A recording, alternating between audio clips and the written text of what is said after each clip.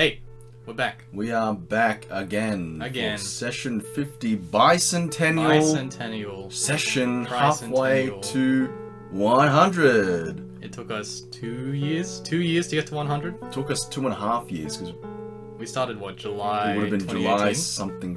Yeah, July 2018. So our 2-year anniversary, which we didn't celebrate, was July 2020. Well, we celebrated the 50 session anniversary. Yeah, right at the end by- because we yeah. forgot that it was the 50th.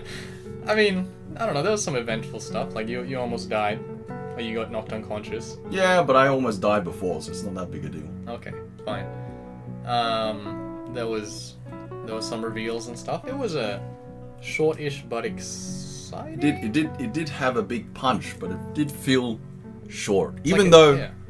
actually it was actually a longer session that we usually do because we started at 4 p.m. instead of the usual 7:30 to 8 p.m. Yeah.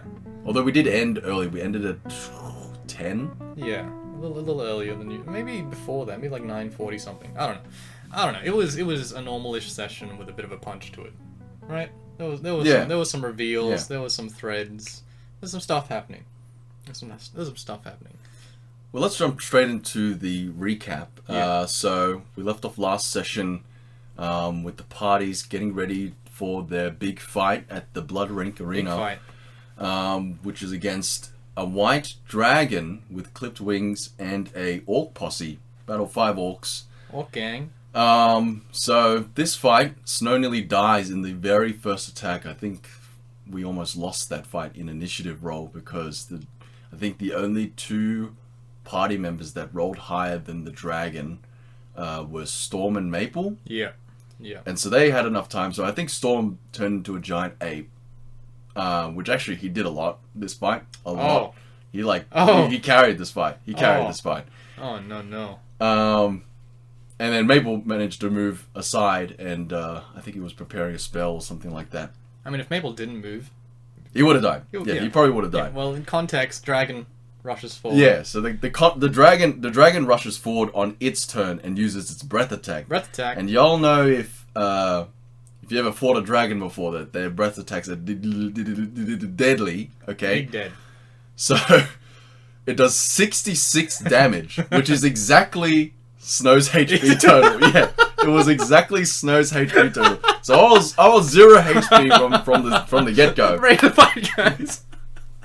Oh man, that's just unfortunate. Yeah. So That's just meanwhile, unfortunate. Snow's frozen solid. Tokul has to revive him. Well, not revive, but he brings him back with the lay on hands, the full 45 pointer. That's a lot of health. Lay on hands, and then Storm turns into a giant ape.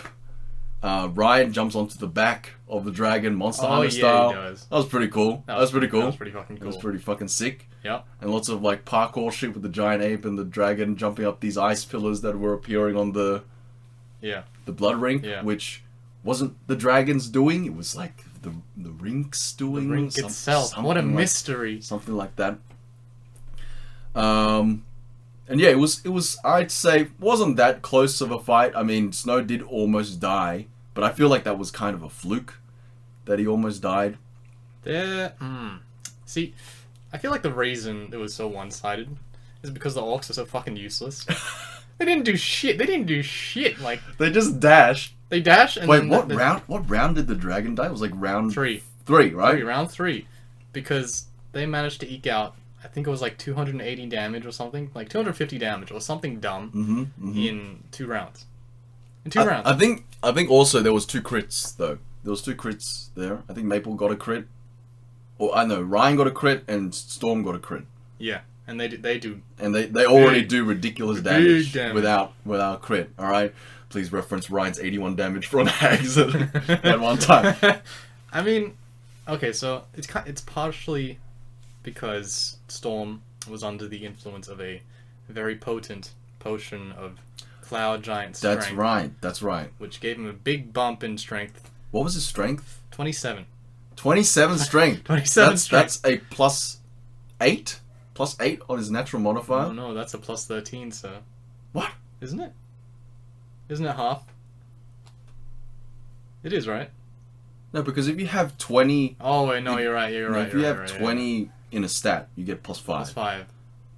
And it's every 2. It's every 2. So It's 8.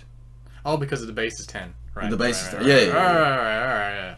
yeah. My bad. So that's still a lot, though. That's still... And I think Ape has some strength as well, right? Yeah. I mean, he was doing like 2 or 3 attacks a turn. Was it 2 attacks? So that was like an extra like 9 damage every time. Big slaps. Plus, everything would hit because it's a +8 as well. So. Oh, I mean, it was cool from a cinematic standpoint. Yeah. You know, like the giant King Kong Godzilla fight, big old kaiju monsters climbing towers and shit, trying to body slam each other into the ground. The other 3 party members. Yeah, didn't do anything. I think Maple got attacked by some orcs. Snow almost died, then was revived, then got frightened, and he did like 28 damage on an arrow hit. That's decent damage. That's decent damage. It's But that's all the damage. That's all the damage that I did. Toggle didn't do anything. He revived Snow. He carved a little chunk out of Yeah, that there was like a wall that got like an ice wall that got summoned, and then he broke a hole through that, and that's about it. That's all he got to do. Oh man! And I think the dragon died before his 3rd turn. So yeah, the dragon died on his 3rd turn. yeah, I think from a mechanic standpoint, the orcs should have been more in there. Closer. Yeah, maybe they should have started a little bit closer, or they should have just gone straight for the jugular. Couldn't the orcs do a triple dash? They can do triple dashes if they have aggressive. Some of them didn't though. Some of them didn't. Oh, because they weren't in like line of sight or something like that. Yeah, it's I don't know. I'm relatively happy with how the fight went out. Yeah, it was good. It was a good fight. It might have been underwhelming when you think about it, but I think when we were fighting it was pretty intense. Yeah, I mean, to be fair, dragon, it was kind of fucked up already. It didn't have any wings. Yeah. So it lost all wing attacks. And it is the weakest. It dragon. Is the weakest and the dumbest. Well, dumbest in the sense of like actual intelligence, but from a hunter standpoint, they're still kind of insane, like super intelligent hunters. I mean, given that, you know what? It's still a dragon. Killed the dragon. White dragon. Adult white dragon. It was. But did you nerf the stats at all besides the flying stat? No. Oh, so in fact, I buffed some of the stats. Oh, really? Yeah. It's.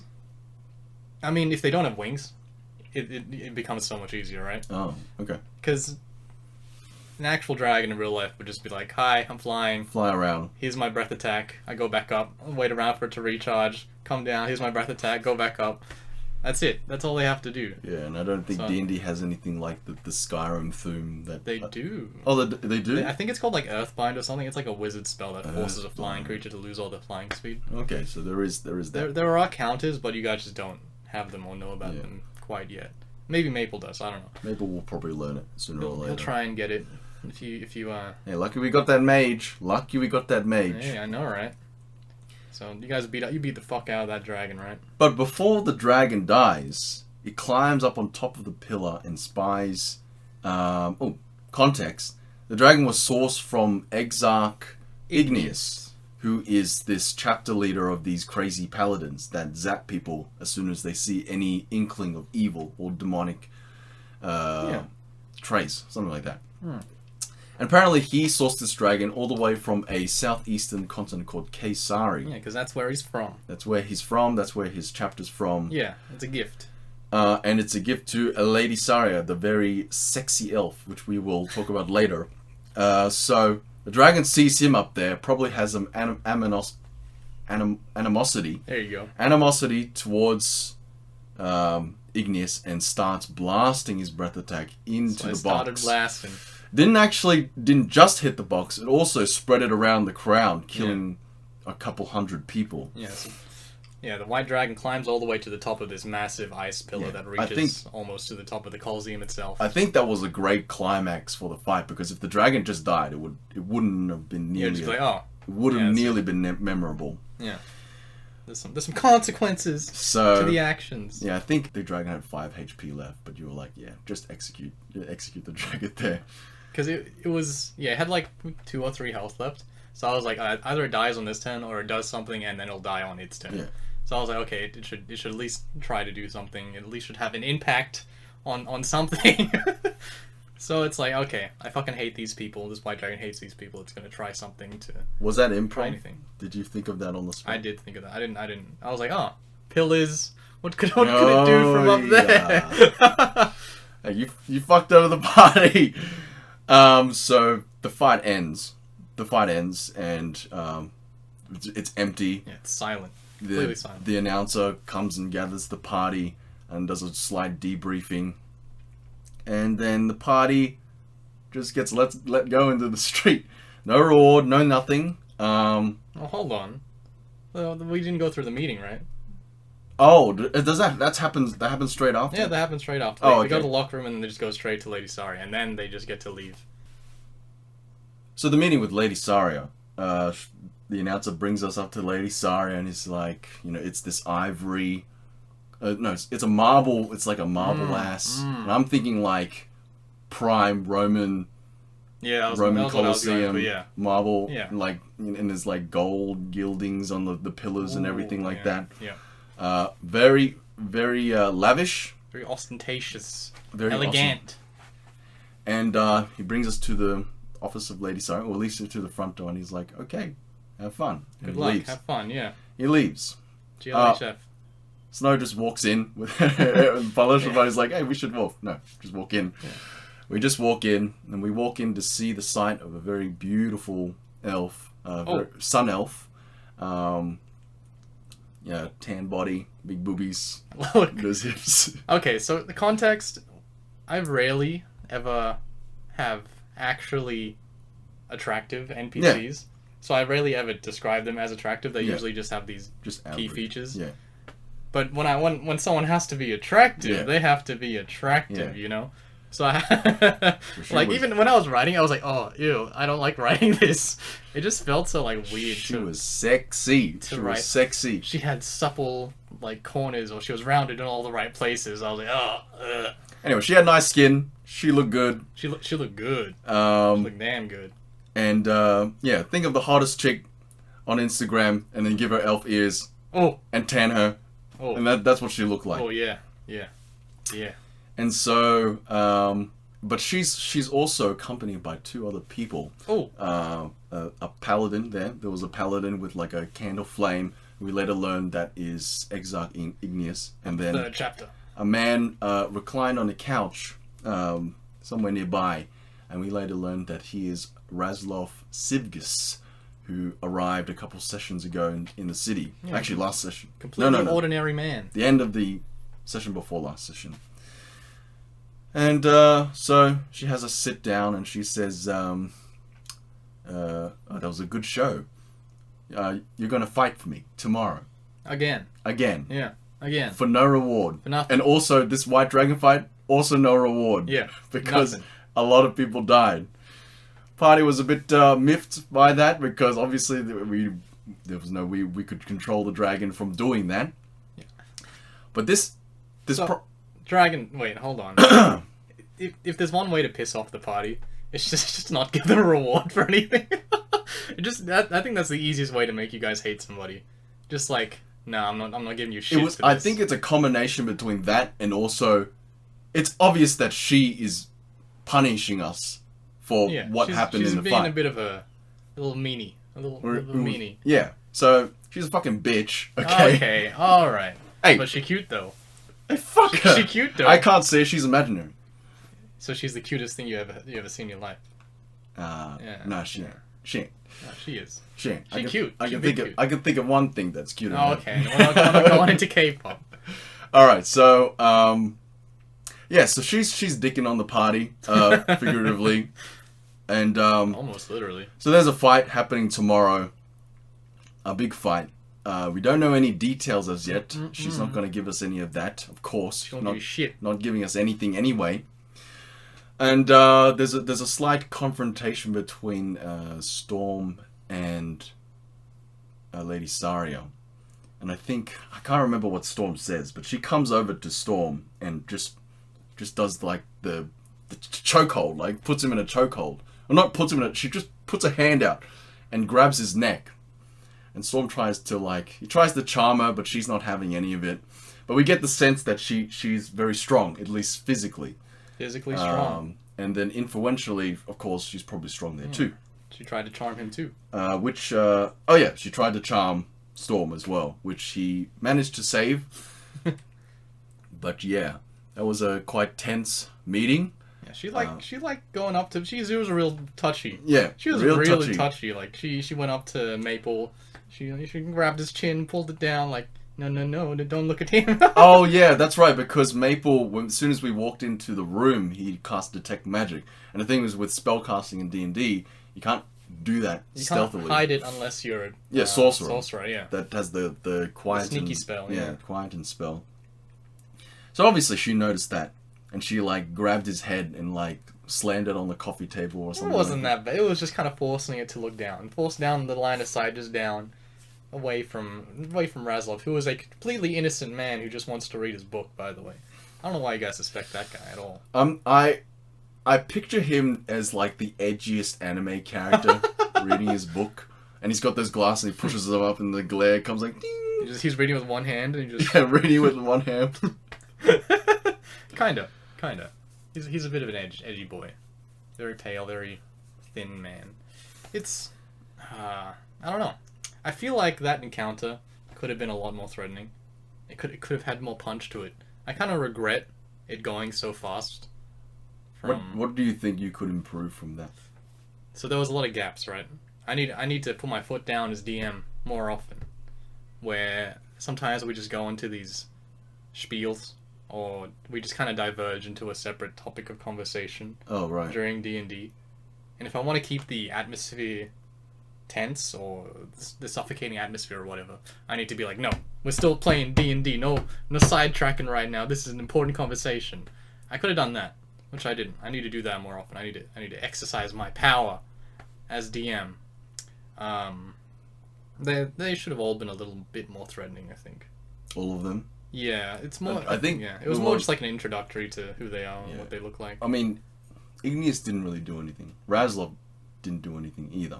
Yeah. But the party already got the sense, at least, if not from that scene, from what we've heard and what we've seen of those characters already. Not Razlov. Igneous, we already know who's pretty powerful, or we get the sense he's pretty powerful from Thunder, right? And if the Paladins are as scary as Thunder, who knows how scary Igneous is. And Razlov we actually saw in the visions, who becomes a Lich later. So we know the potential threat that he may be posed to us later. So I think that's fine, but I think, if you wanted to ham that up a bit more, you could have. Question. Do you think... This comes up twice. This is the first time it comes up. Do you think that, from a narrative standpoint, it's okay to insta-kill a character during roleplay? You mean a player character? A player character. Like, say if Razlov was actually a Lich or something, just hypotheticals, and he got a little annoyed, so he just fucking... power word death Maple or Storm. Do you think that would have been like, definitely. Definitely that would have been an that would have been an oh shit moment, but would it be a fair oh shit moment, or would it be kind of a that's not fair? Like, before I answer that, what do you think, honest opinion? What's your gut feeling about that? This comes up again later, and I hesitate to do it because I'm a nice guy. I'm a nice guy, you know. I don't really want to.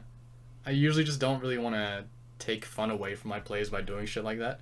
But in the sense of the narrative, it probably should happen, or it could happen. There should be a potential for it to happen, and I think I should have done something like that. Of course, it would have been like he dies, but then Igneous comes along. He's like, "You're alive again. There you go, buddy." But I don't know. It's Well, if you hadn't have mentioned Igneous had the power to, zap him back to life, I think, that probably would not be a fun thing to do. Narratively, of course, it makes sense. Yeah, but it's just not fun. Yeah, gameplay-wise, it's not fun. I wouldn't think that was fun. If that happened to me, I wouldn't have fun. Yeah. But it would definitely be like an old shit moment. Like, these guys are serious about whatever they do. What if you got revived after by the Paladin? Would it be like, oh, okay, I'll be like, oh, that's pretty cheap of you to do just to revive me. I think in that case, I don't know. There's multiple ways. There's of course the angle that, oh yeah, that's pretty cheap. He was doing that for scares. But there's also like, we're pretty lucky that guy was there. You know, pretty lucky that guy was there. And if you had done it this session, it definitely would have been big. Like I don't think it would have been cheap if Igneous had revived someone. He seems like the person that doesn't act impulsively, at least from my point of view. Okay. And so he's like, okay, let's not cause any trouble here. Zap him back to life. Go on your way. Don't disturb the peace. Yeah. Otherwise, I'll be doing the zapping. Yeah. Yeah. Yes, would have been cool if you were like. It would have been cool if you had done it that way, but if you had done it without, I don't want to say safety net of Igneous, it probably wouldn't have been as fun.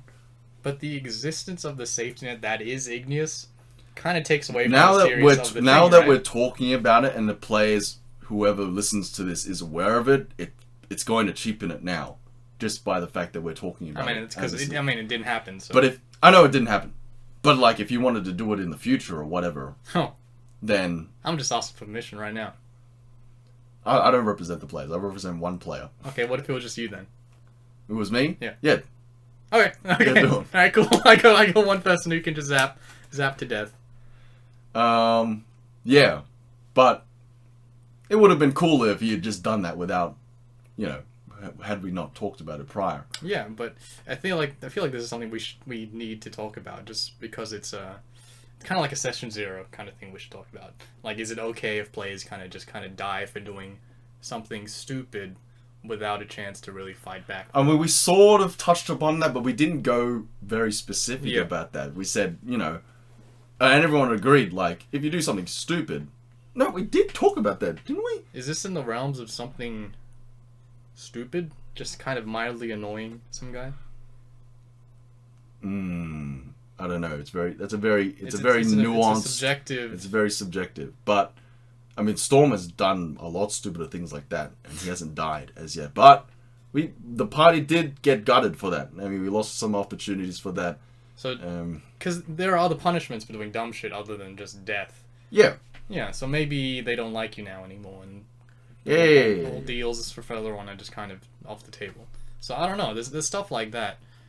It's I don't know. This comes up again later. And I guess that it just depends on the kind of tone you want to spin the campaign. If you want it to be ultra serious, grimdark, your life is hanging by a thread, you could go for that.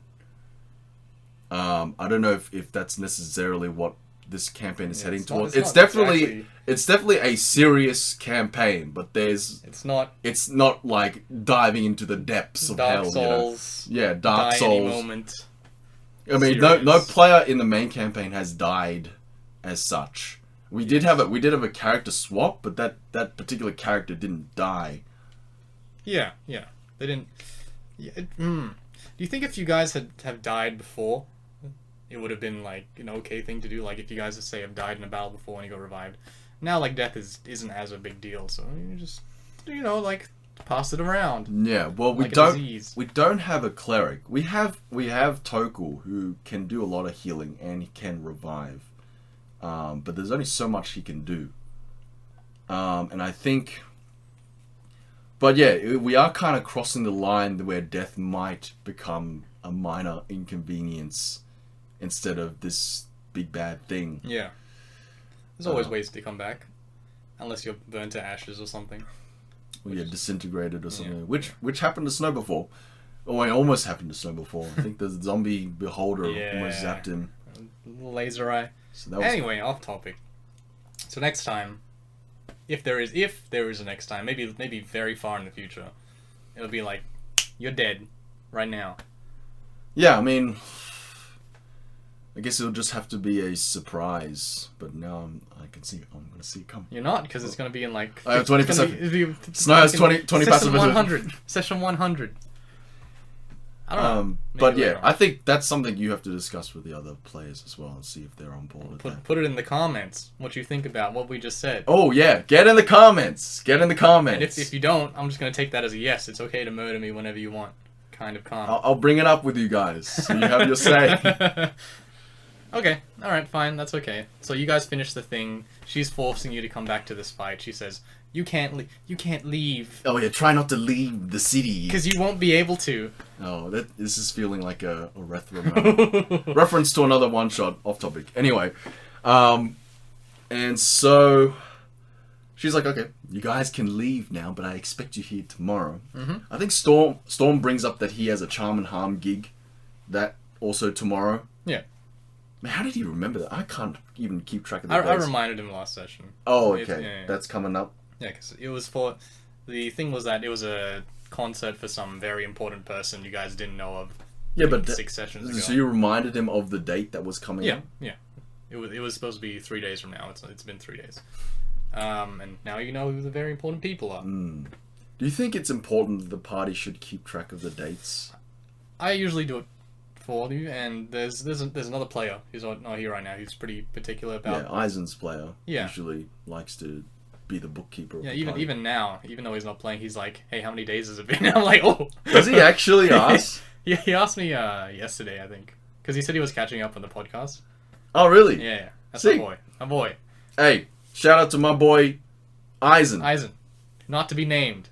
Not to be named as yet. Okay, cool. So, Storm has a Charm and Harm gig, which Charm and Harm is his bard guild, if you don't remember. And she says, that's fine. I think they're playing... Did she say that they were playing at the event or something like that? It's the same event, yeah. Okay. And he was like, is it a big deal that one of the musicians is also a combatant? She's like, nah, that's cool. She's like, nah, that's even sexier. ooh. Because she was laying on the butter. She was trying to spread. Yeah. Spread that sexy butter. Use her sex appeal. I think the last time you used the character's sex appeal was all the way back in like session 10 or whatever when What, sugar or something? sugar. They were prostitutes, so you know. Yeah, but Maybe the succubus a few sessions later. It's... I don't know, I find it personally like a little bit weird. it is weird. Yeah. Like a little bit uncomfortable for me. Yeah.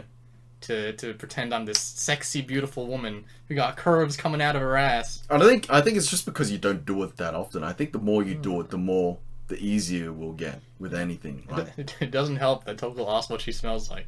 I was like, That's oh, a good point, though. That's a good point to question. ask. It's just the way he said it. I was like, oh, don't do that. Don't do that. But yeah, I think it gets easier. I mean, like I used to. Do you still hate the sound of your voice when you listen to it back over, or you just kind of okay? No. With it? The very first time I did, but after a while, you just kind of Yeah. get used to it. Yeah. So it'll be like that. It'll be like that. You yeah, get except used to I'm just pretending to be a sexy lady. Yeah, I mean, same thing. Big deal. Sexy lady. I just need to know more sexy ladies to get inspiration from. Yeah, watch some porn or something. Put it in the comments. If you're sexy. No. Okay. So you guys leave, and then there's a bunch of people mourning outside because 200 people Yes. died. Yes. And you all, this was actually a pretty interesting moment. Because I thought you guys were just going to try and sneak past Me too. through the crowd, and then Ryan's like, I'm going to go console some families, because that's the Yeah. type of mans I am. Yeah, and I like, think- oh, okay. I brought it up last podcast, but yeah, he's taken this role of the therapist of the group. not for the other players, but for The victims of the players. The victims of the players, of course. The NPCs. NPCs. But maybe Ryan, just an idea. If you see a character struggling, maybe he comes in there and he's like, "Hey, how you going? What you doing? Check up on them, like a cash deposit." You mean characters and play a character? Play character. Okay, yeah. I don't know, maybe he just likes NPCs more than he likes players. He likes... Yeah, I mean, I could see that too. I could see that too.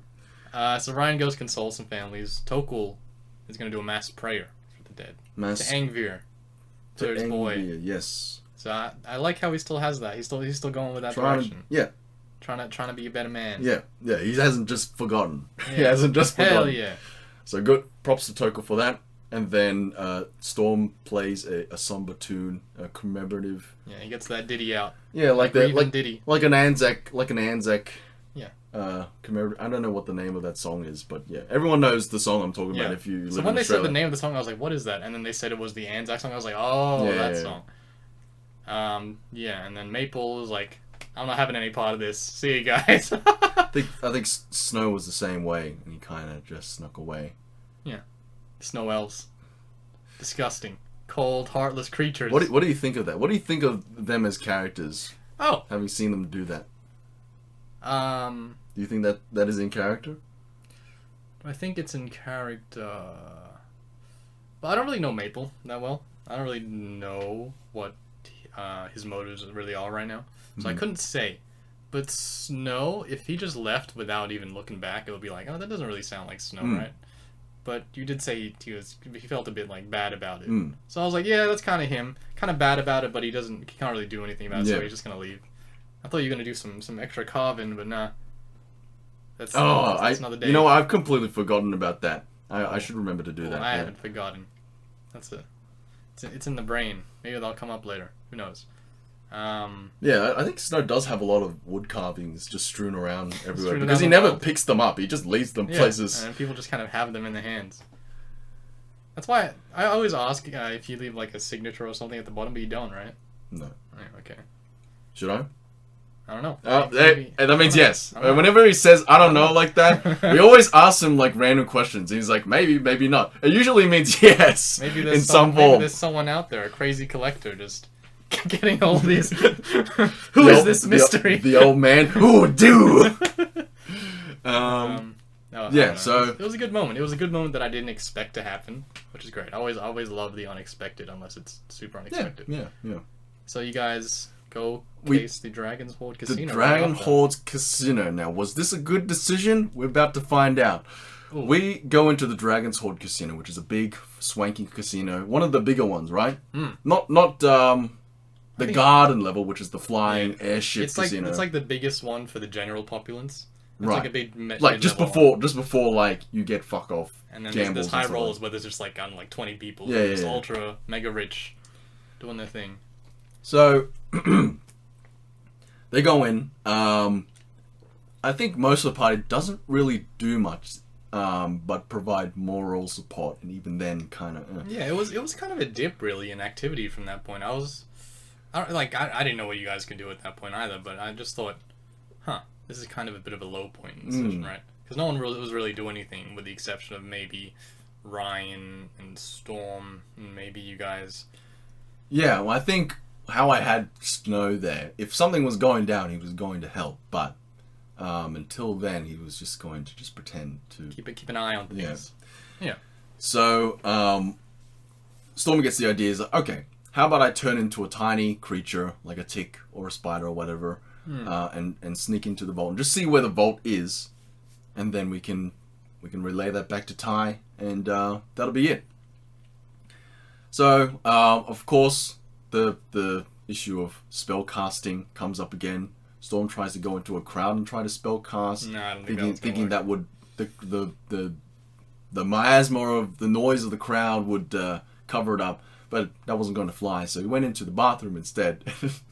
And I think that was a funny moment because his spell focus is a lute, so you can imagine that a bard actually plays a little, plucks a little tune before he can actually cast something. What do you think of flavoring spell casts in the magic in your world? Obviously, people might say that all magic is cast the same way. Well, what do you think? How do you think the flavor of your magic is? Do you think that every culture has their own kind of like niche in magic, or do they all share? They all have their own like cultural appropriations of the same tree of magic. So the rules is written. You require a magic focus to focus your magic through to spread it out into the world. And for bards, it is the instrument, right? Mm-hmm. So in that case, it definitely makes sense that you'd play the instrument to send your magic out into the world. So I was like, yeah, that makes sense. And I don't know, maybe for other cultures, they, instead of an instrument, maybe it's some weird, crazy ass exotic instrument. I don't know. But I think everything just kind of works in the same fashion. There always has to be some kind of magic focus. So like wizards, it's the staff or a pendant or something. Yeah. Sometimes for paladins, it's like an engraving on the shield or also like a ring. I don't know, stuff like that. I don't think, maybe with the exception of sorcerers, that you can just yeet out magic just from your hands. Yeah. At least in my world. Maybe it's different for other people. I don't know. But that's my take on it. Everyone kind of does the same thing, except with just different focuses. So the end result's always the same, and it's just a flavor thing, really. There's no real buff to having a better magic focus. And homebrewing magic is kind of tough without it being unbalanced. Homebrewing anything is dangerous. Yeah.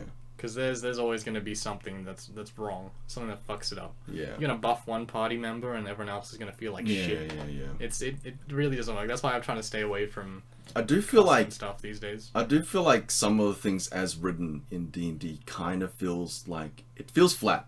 It feels a bit flat. Yeah. So I'm always the one to kind of fuck around with things in homebrew, regardless if it's in balance, because you want stuff to feel good. Yeah. At least feel good when you use it, right? And yeah, a lot of the stuff in D&D, it kind of like, it just falls flat. I couldn't really tell you an example off the top of my head, but I mean, something like a +1 sword. That's pretty boring, right? That is pretty boring. That's pretty boring. It does 1 extra damage, and it hits a little better next time. I don't know, but I think you can kind of circumvent those things without making it like a super OP weapon, just by like flavoring it as it's like a super ancient sword that has like these crazy engravings on it, or it's not actually a sword. It's like a sword whip or something. I don't know, cool stuff like that without actually breaking the game. Because I mean, that as cool as the description of the sword may be, end of the day, it's still a +1 sword. That is true. But, you know, like, I wish, and I probably can see why they don't do this, I wish there was more, like, stuff you could affect the battlefield with. Like, there is some things like this, but, like, pushing enemies, pulling enemies, moving the players around, stuff like that. That'd be cool to have in D&D, but I get how that can be broken in some places. Because D&D is not a video game. Like, stuff doesn't all happen at the same time. It's all in D&D, and it has to be kept track of by somebody, whether it's the DM or the players. Mostly the DM in most cases. So keeping track of all of those things can be tough. But I think if there was a 6th edition of D&D, that's the kind of stuff I would like to see. I would like to see more dynamic combat instead of I hit you for 5 damage. We're just gonna go back to Pathfinder one day. I think that's probably the kind of thing you're looking for, where there's like shit ton of classes and they can all do crazy shit. Right? Yeah, I think maybe we can branch into that one day. When we're older and wiser and ready to go back in time. I don't know. But yeah, taking on a new system is a big undertaking. It's a very big undertaking. But if all the players are down to tackle the learning curve, I think it would be fun. I mean, I don't even know how we even tackled D&D. D&D has a steep learning curve as well. And 5e is the easiest to learn, and it's still fucking hard to learn. Yeah, and it's still like even today. I mean, every table, obviously, like you have to pause the game a little bit. Like if you definitely need to check the rule book, check a rule book or something like that. I mean, I think in the early sessions we always had the rule book on hand, or at least before the sessions. At least I was always kind of reading through it just to make sure that mechanics that would come up I at least know about. But there's still stuff that comes up every now and then. I'm just like, what the fuck is that? And it's usually like Maple who's like, it's this. I'm like, oh, thank God, there's someone who knows what's going on. Yeah, that's a big plus. Yeah, it's a big plus. But if we switch over to Pathfinder, none of us are gonna know. We're all gonna be lost. We're gonna start at level 0 again. Ooh. And it was fun though. It was fun as long as we're having fun while we're learning, and we're not just like fucking bashing our heads in trying to learn this season. But I think that was on the fault of everyone there for not bothering to read into that as much. That's everyone's fault. But the theming, the thematics were good. Yeah, I think it wasn't Cyber. It was Shadowrun. It was Shadowrun. Yeah. But I was thinking about running a Cyberpunk, but it was just way too fucking complicated. A lot of shit. There's like lots of mechanics, even to how a bullet penetrates Like how you shoot a gun. How many bullets hit? What penetrates this? Does it penetrate? Alright, what body part do you hit? What is that wound fatal? And now this guy can't shoot? Or you've blown off his finger and now he can't use this specific weapon? Blah, blah, blah, all this shit. Anyway, we're getting off copy. Yeah. Back to the Dragon Horde casino. He turns into a spider in the Turns into a spider in the store. Creeps around into the back area. And the back area has this... It's all run by kobolds. Yeah. With the exception of the guards, who are these plated masks. Faceless. Don't know what kind of race they are Yeah, yet. but they're big. They're big. They're big. Are they all the same size or all varying They're all size? pretty much the exact same size. Yeah. Okay. So... I just burped. So... These big-ass guards, we don't know the race of, but everything else is run by kobolds. And there's this kobold, what do you call those guys who, like... Accountant? Check all the monies and stuff. I guess bookkeeper. Yeah, bookkeeper, there you go. Kobold bookkeeper with, like, the green visor, and he's got, like, he probably has spectacles. A cigar, and, yeah, like, thick-ass spectacles, grabbing the money, exchanging the chips and stuff like that. And Storm slips through the bars in his spider form, is creeping on the ceiling, and he creeps into the back room, and then further in the back room, he creeps through this door, and leads into this cave. But what he doesn't know is that as soon as he went through the door behind the kobold, he set off a magical alarm. A magical alarm, that's right. And so the pit boss, who I guess is the captain of the guard, is in the that thick man. Yeah, big thick man. Guess even bigger than the already big guards, right? He's big. So he's like, okay, something's going on. So he goes and checks. I think some of the party tried to like distract him, and they just bounce off. Didn't work. This guy's built like a brick shit house. He didn't work. He just keeps steamrolling. He's like, everything all right? At least he's polite. At least this character's fucking polite. So he's like, everything all right? No, okay. I'm gonna go back to my business. And the party's like, oh, fuck, can't do anything. Can't do anything. I think Snow doesn't bother. Nice. Snow doesn't bother. Keeps gambling. Whatever scraps he has. Blasé. Oh my god. He goes in, triggers the alarm. I managed to get into this strange cave before the pit boss can get in. And obviously, this is the vault. Piles and piles of treasure. And obviously the big Minotaur head shines gem, blue gem, not Celestium. But a blue gem is in the middle of this room. And he's like, oh yes, I found him. But before Storm can leave, an old man pops out of the. I imagine it was this skinny, emaciated old man with long ass hair pops out of the gold like a gopher. And he's like, "Oh, somebody's here! Somebody's here!" And he's got this crazed look in his eyes, and he's like, he doesn't even look around. He just beams straight into I can smell you. where Storm is, even though Storm is this tiny house spider. Storm's like, oh shit, better hide in the cracks. Doesn't work because the man's like, something's here. Pit boss comes in and he's like, hey, what's the matter? And in the manner, obviously this pit boss answers to this old man. So this old man, he ain't some random dude. He ain't just some random dude that's just swimming in gold.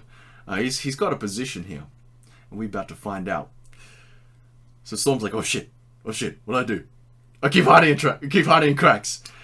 Old man's like, there's something right there in that crack. That crack. There's lots of cracks in the ceiling. That one there. Storm's like, okay, I don't have a choice. I'm gonna jump down and transform myself back into my normal form. And the rest of the party was like, ooh, what the fuck? I missed this part because I think I was making a coffee. Can you describe how this interaction went between Storm and the old man? So Storm, like every other problem he runs into, tries to talk his way out of it. And these, like, the old man isn't even listening. Pit boss is kind of like going along with it. And the old man is just drooling the whole time. He's not paying attention. He's just kind of looking up and down Storm's body as if it's some kind of meal, and he's hungry. He's drooling real good. His little pool like under his it's like it's kind of going down his shirt. It's disgusting. I don't know. I don't even like it. And Storm's trying to talk his way out. He says he's an inspector, a secret inspector, testing out the defenses of the of the Dragon's Horde. They work. And then neither of them are having any of it. Yeah. So Storm He's like, fuck this. I'm going to try and charm person, both of them. Yeah. 3rd level, so I can cast it on both of them. No, and I'm looking at the stat blocks, and I'm just like, oh no, no. So one of them is completely immune to every spell The pit boss, right? under 6th level. Yeah. Yes. So it just bounces off of him. Yeah. And the old man, he makes the save. Yeah. But even if he didn't make the save, some creatures have legendary resistances where if they fail a save, they can just be like, I don't fail the save, here you go. Yeah. Spoiler! Spoiler! And someone's like, oh fuck, this isn't working. I'm going to try and transform into a panther. And just fuck out of here. And Maple at this point is like, come in! Where are you? You gotta come back! And he's like, okay, something's wrong. Yeah. I need to call in a favor straight away. Yeah, Maple calls in a favor, yep. Lady, sorry. That bitch! I can't believe we're playing right into her hands. Fuck! The very first person. The person you hate the most, he's like, ah, fuck, I gotta call this person. I'm surprised he didn't try anyone else, but I guess she was like the superpower that came to his head. You know, he could have called Ty or something. Ty, Creed. I think it just was the spur of the moment. Yeah. And I don't blame him because Storm was fucked there. Yeah. It was fucked there. This is the other point I was talking about, like, before. If Storm just straight up fucking died right now, would that have been like, oh shit, I understand? Or would it be like, oh, this is... That wouldn't feel as cheap because the party clearly knew there was some sort of risk going into this. I think as soon as Storm got caught, they were like, oh shit, something could go down. All right, and I was ready, Snow was ready to pounce at a moment's notice if something went down. And I was also thinking, just as a player, like, oh man, and I think I said this to you guys after the fact, but I was like, oh man, we actually fucked as a party. We got so many other outside third parties that are just pulling the party apart by the threads, and sooner or later it's all gonna unravel, and Huri is gonna collapse in on itself, and the party's just gonna be in the middle of all that shit, in the middle of all that shit. And what we're gonna do, I don't know. So, but yeah, that was the first time I was like, oh, shit, like, we're in deep shit right now. We're in so much deep shit. It's up to our eyeballs, and there's no way we're gonna swim out of this. So if that happened there, I don't know. It definitely would have made sense, but I couldn't tell you if that would have been like, that would have definitely been like, oh shit moment. Yeah. It's always an old shit moment. Always an old shit moment. But is that like the best thing for the game? I don't know. Yeah. That whole encounter, I was just like, please, one of the party members, please do something to help Storm right now, because otherwise I'm not gonna have a choice. I'm gonna fucking kill him right now. I wasn't even thinking about it. I was like, please, somebody else do something right now, or I'm gonna have to kill Storm. Yeah. Because I couldn't see a way, narratively, that he could just walk out of there alive. Like, no way. I think, and also the party narratively didn't know how much danger he was in. Maple was concerned, but he had no idea what Storm... How bad it was? Yeah, he had no idea what Storm actually found down there. So, what happens next is that this old man's drool, basically, he turns into this big creature, blue scales, with the horns, with a wing, with the big ass claws, and the teeth, and the... What color were the eyes? Oh, I think they're like a black or something. I don't remember. With black ass eyes. No racist. Alright. With the black, dark eyes, it turns into a blue dragon. Bigger than the white dragon. So possibly an ancient dragon, which is like top of the rung. Top of the rung. And it has wings. And it has wings. So, I mean, Storm was screwed there. Sue was screwed. Maple calls for help from Lady Sario. And just about when the dragon was about to make cat soup out of Storm. Yeah.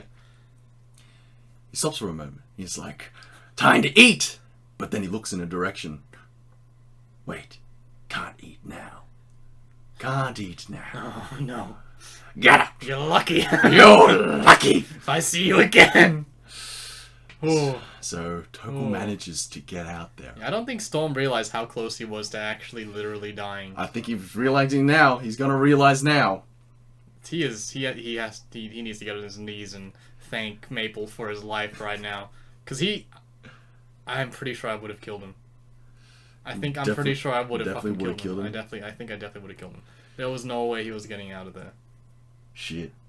That was pretty serious, huh? Yeah, because all that time I was panicking. I was like, please, I don't want to kill him, but I'm going to. Honestly, didn't realize how bad it was. But I think this is an issue with tone as well. Yeah. This is not... It was a very lighthearted side, and there was a... Yeah, it's not a... And it's also not a precedented thing that's happened before. Yeah. So this would be unprecedented if it hadn't happened. So next time you get caught alone, you know you might die. Hey, get in the comments, alright? Do you agree to this shit? Do you agree to this shit? Hey, you gotta say something. All of you say something. I know, I'm pretty sure most of them would be okay with it. Yeah. Maybe not. Maybe Togo would be like, I don't want to die. I got shit to do. Everyone's got shit to do. Anyway, so... I think you describe it really well. With the implosion of the city. Everything's gonna come crumbling down at some point. You're gonna be caught in the middle. And then people are gonna try and call in all the favors. And you're gonna be like, oh fuck, who do I help? What do I do? No, yeah, this city is fucked. Also the party's fucked, but the city is fucked. If any of those primes or any of the major players in that city need something, and they really need something, otherwise something's gonna happen, and the party can't commit because they're getting pulled apart from every which way. The city's going to explode, and then implode. It'll be a fun climax if it goes that way. That'd be cool. That'd be cool. A good end of the arc, yeah. It'll be a cool end of the arc. Something to talk about, definitely. Yeah. But it'll still be fucked. If it happens, yeah. Yeah. It's gonna be screwed. So, everyone else knows, but we're in some deep ass shit. We're in some deep ass shit, okay? And we ain't about to be redeeming some favors, okay? That's another thing. I feel like, and this is no fault of anyone, it's just like the way it is. The party never ever has the upper hand in any negotiations whatsoever. I think I was saying this to Lewis after the session, but yeah, we're always on the back foot of these negotiations. We're always getting cornered into this shit. We don't have a choice in anything. Hey, you guys fucked up that one time. You could have made great allies. But yeah, that's what I'm saying. It's just the way it is. It's not anyone's. Yeah. I mean, it is the party's fault, but it's not because you're forcibly doing it. It's not because the party's like not taking up any offers or anything. It's just we can't do anything right now. So yeah, Storm walks out of there. He's shell shocked. He's got PTSD. They go straight to a bar. They just start fucking chugging drinks, and the party's like, "Yo, well, what happened? What happened?" Yeah, so he realized that there's a big fat blue bar in there. I think he got the message with the way he roleplayed. So yeah. So then they return to the drunkard after being briefed by Storm, and Ty calls him in, and she's like, "Okay, well, what'd you find?" Party tells Ty that the Dragon's Horde is not just some fancy name. The party's like, "What the fuck? What the fuck? Did you know about this? Did you know about this shit?" For once, Ty is genuine in the fact, well, she seems genuine in the fact that she didn't know. She probably had the same impression as the party that it's just a fancy name. It's a fancy name. Yeah, it is a fancy name. It was a fun reveal. I love the party's expressions when they're like, "Oh shit! Oh, it makes sense. Kobolds." Yeah, I think other people were like, "Dragon's Horde, lots of treasure, vault, huh?" I don't know. And Ty's like, "All right," and you guys like, I think you were especially adamant about like, "What's your fucking plan, Ty? Yeah. We need to know what the plan is." And she's like, all right. And I think the reason why Snow pushed this is it goes back to my point about the party never having a back foot. I felt like this one little thing, the party actually like, because Plan had a plan, right? Ty had a plan in place, which she told us. So now it's on her, right? So it's like, all right, it's on you now. All right, tell us what to do. What do we do? So she pulls out the map, and it's this it's pretty much the I guess the blueprints of the casino, like the floor plans, and she's about to start explaining, and then there's this ruckus at the very the very front of the inn with all the tables and shit, and you hear these Ubanian voices, Ryan. And then they're waving around this little goblin-y. And then you see Ryan poking his head out, and then you see him getting ready to fight straight away. He's like, "Oh, I'm killing Siberians right now." The character and the player were raring to fight. They were raring to fight. And they're like, "Oh, we finally get to kill some Ubanians." And then it ends. It ends right there. I'm just like, okay, guys, that's all I got for this one. It's gonna end right there. Damn! What a place to end it on. We got blue balled super hard there. I think I'm intentionally trying to get the blue balls on. You know, you look forward to next week. Have something to look forward to. You know. I guess. If you always end on a low note, it's just like, I guess. Playing D&D again. Didn't feel intentional at that point, though. Usually it is intentional, but this time I was like, okay, I literally don't have anything else. It would seat my pants. And I think if I continued going, it still would have turned out okay. But there are some stuff. You want some specific stuff to be planned. I want some specific stuff to be there. Just for future plot lines or whatever. Because if I did it just improv, then I would have missed a lot of stuff I'd like to have in place for later on. So it definitely gives me the impression that these Night's Watchmen, it's going to be somewhat important to at least Ryan's backstory, which I think we haven't touched a lot on. We touched a teeny weeny bit in Trident when he spoke to his old handler there, because Ryan was this CIA guy, you know, KGB, KGB-like guy, boots on the ground, and obviously usually have a guy, head in the air type dude, the guy in the chair.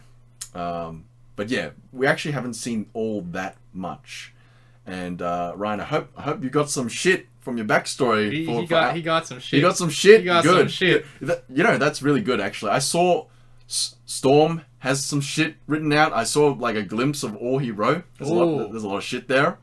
And I'm seeing all that come to fruition. So good on Storm. Props to you, Storm. Props to you, Lewis, for putting the effort in. Hell yeah.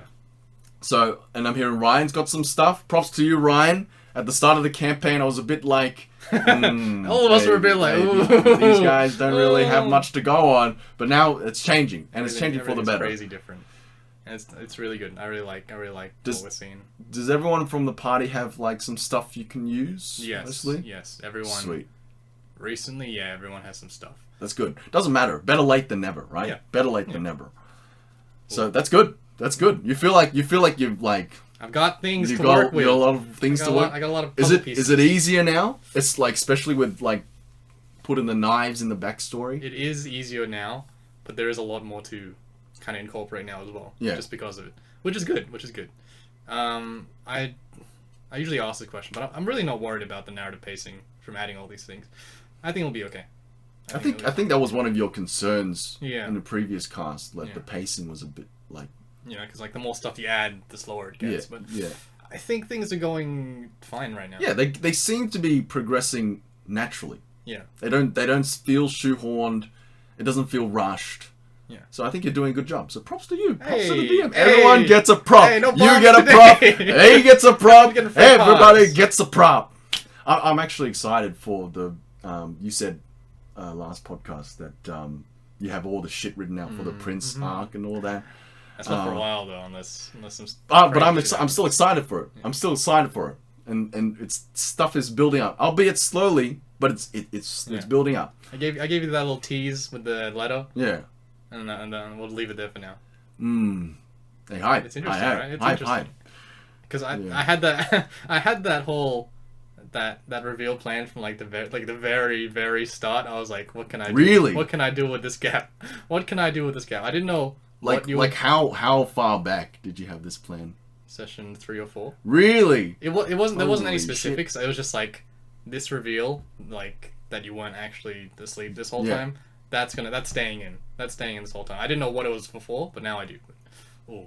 Now I have a reason for it. You know why Snow was revived or whatever, or how he gained consciousness. So I'm really liking this. Like how he doesn't remember. Or something. I really like this sleeper agent type shit. That's cool. Okay.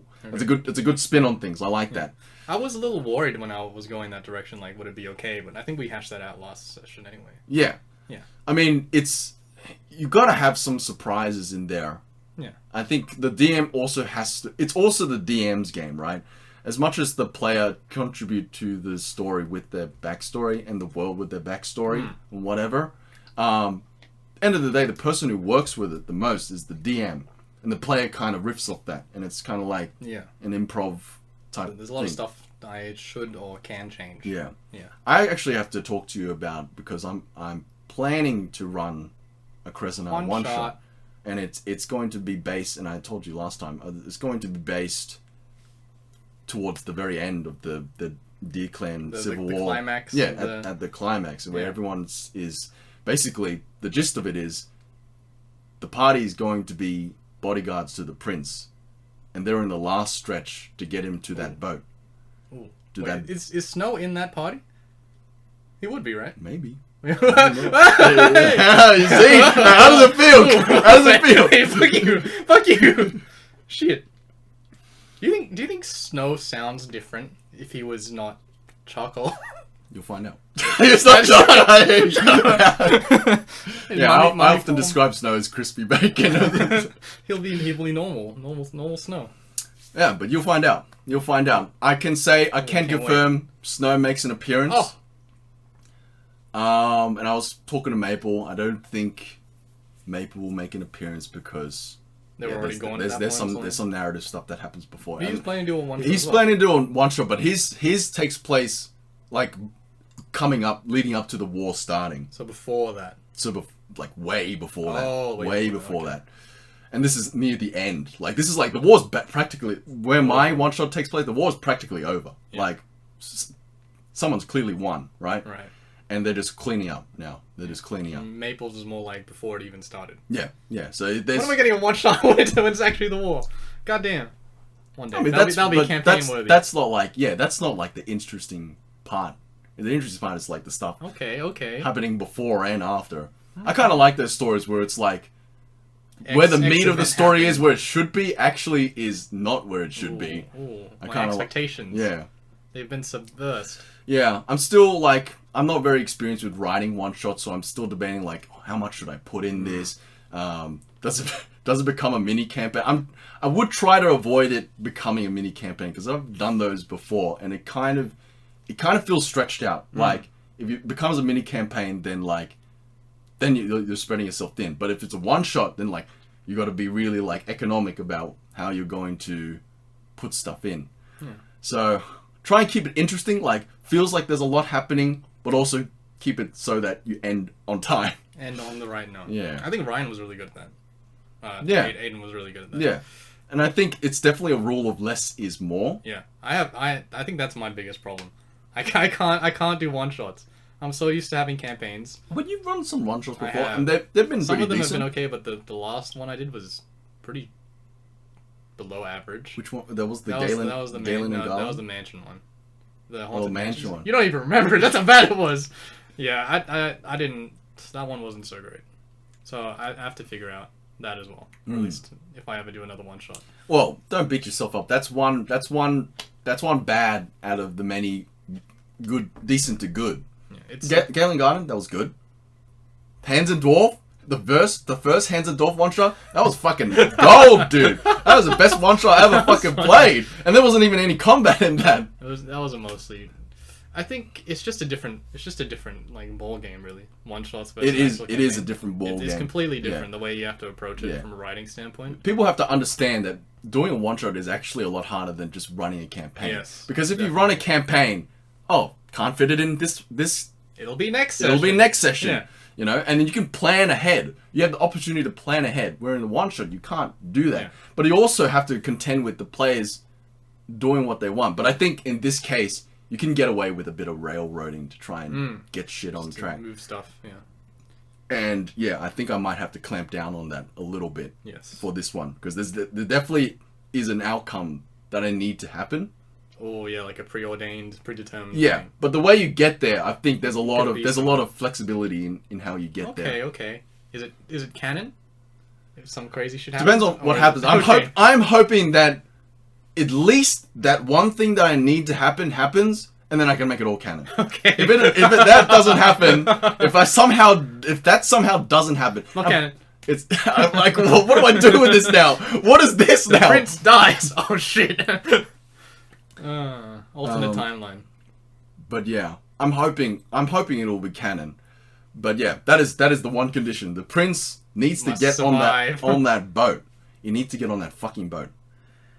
But I think I'm hoping, because I'm trying to go for a more like, oh, your lives are on the line, and your lives is, you're not saving the life for yourself. You're saving your life for the prince. All right. So self-sacrifice is going to be a big. Ooh, maybe. I'm going to like that. I'm going to enjoy that. Oh, I know I'm going to enjoy that. But yeah, won't talk about it too much. Save it all for whenever I happens. run that. Whenever I run I'm that. looking forward to it. And Ryan was talking. Aiden was talking about another Ubanian one shot. That'll be cool. Yeah. Aiden is good at running shit. Surprisingly, got a talent for it. He seems like he likes the Ubanian world. That's good. Setting. That's good. I don't know. Maybe it resonates with him. Maybe he's a communist scum. Aiden, my baby to yours. That's your baby now. You adopt it. Okay. Damn, that's fucked up. You can both be parents. Yeah, that's some fun times ahead. Some fun times ahead. So I don't know if I get busy with something, we got a lot of content to run. So I'm looking forward to that. Yeah, I still have to. I want to at least finish it soon-ish. Maybe like if I don't get the chance to run it this year, then I'm fine with it. You know, putting it on hold. No rush to do anything. I don't know. I like the idea of when we do a half-day session, it'll just be 3 one-shots. That'd be fun, like 2 one-shots. No, that'll be an all-day session. That'll be. Oh, like, well, you know what I mean, like an all-day session, which only goes to 12 hours, which is half a day. You know what I mean? That's an all-day session. Yeah, all right. I don't know, that'll be fun. Unless your idea of an all-day session is 24 hours. We don't sleep. 20 liters of coffee, 24 hours. We up all night. Oh, that's how you get popular on the internet. You do a D&D stream, 24-hour D&D stream. 24-hour charity D&D stream. One shot after a one shot. That would be cool. I think. That'd be fucking wild. Yeah, but like, I guess it might be hard to do that without the players getting like running out of steam, like kind of halfway through. Yeah. Or you could do like if we ever, and I don't think this is ever going to happen. At least for our party, the scheduling hell that our party goes through. Scheduling hell. And our party's pretty good with scheduling. We managed to have a session almost every other week. Yeah. And I've played in some other games where they have to schedule, they have to work around people's schedules and like barely have a game a month. And I was checking up on my friend's campaign, and they're on session 23. That's been going for how long? And it's been going on for 2 years. Oh no! And I'm like, I know why, but it still sucks. Yeah. Okay, I know why, and I understand why, because it's scheduling hell. But it still sucks. That still sucks. I don't know how you can get anything done. Everything would just feel so slow and slow. Yeah, and they some of them seem to like have a defensive stance, and they're like, oh, you know, but we do have 7-hour sessions. Yeah, but you went to one town, and now you're on the road for a day, and it's session 23. Our party has traversed the continent, and we're getting fucked by every other. We're getting fucked on a giant ass turtle. I don't know. It's different strokes, I guess. People like what they like, so kudos to them for still. Yeah, I mean, I guess it's not by choice. Yeah. Which is understandable, but yes, we should be very thankful. And if you don't have anything but that, you just got to take what you can get. Yeah. So yeah, we are very lucky that we have a group that is committed. Yeah. And actually likes playing. So they try to work their schedules around. Mostly. Yeah. They have the slot. We have the Friday evening slot. And we try to head for that. We try to go for that. Yeah, you got something on, you move that something. You move D&D. You move D&D. D&D takes precedence. Yeah, I think speaking of scheduling, though, I think Storm is sitting out for next week because he's got a thing on. Yes, he does have a thing on. But that's an important fight for him, isn't it? It's an important fight. It's more on Ryan, I guess. No, but it's Strongjaw. They both Storm like does have a stake they with both Strongjaw. dote on Strongjaw. Deadweight NPC, but not my place to say. And I feel like that's an important fight for Storm to be, at least for that aspect. And that they like that character a lot, right? Yeah. I don't have a problem with them liking a character. When it ends up dying and he's not in the session, who knows? Yeah, that's what I mean. That's important. Him. That's on him. That's not on me. That's on him. I'm not. I always get in the comments, alright? Reschedule that thing you have on. Yeah. Don't let it turn out like this. Don't let your boy down like that. Yeah. He'll die because Storm wasn't paying attention because he wasn't around. It'll be his fault. Nah, I don't know. And Storm is now becoming a major player in combat. Like he can do some shit. That was some shit. We didn't really go into it, but I think the numbers at the end were fucking. Even like normally, even for min-max players, that's something crazy. Yeah. Like, I mean, Storm isn't even min-max. He was just a big-ass gorilla. I think I need to go over those rules and make sure nothing OP is happening. That's the thing. That's the thing, right? I see online discussion, right? There's a lot of like, the most common thing is like when new DMs think that rogue sneak attack is overpowered. I don't think that's overpowered. Yeah, but your experience now. Things, but like, it's the same principle, right? You get to roll 4d6 on a single attack. Yeah, or something like that. Yeah. And I think as long as that is all rules as written, right? It's okay. Yeah, it's balanced. You shouldn't touch it. Because rogues only get one attack. That's the weakness. Yeah, no, and that also applies to the gorilla thing, right? He had a potion as well, so he was also buffed.